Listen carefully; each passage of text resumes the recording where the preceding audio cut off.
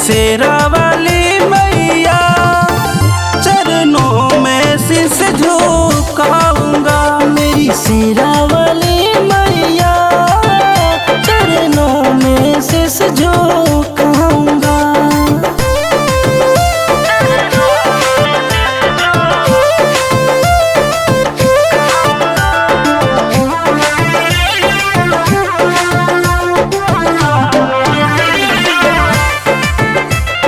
रांची से कलसा लाऊंगा, पटना से चुनरी मंगाऊंगा।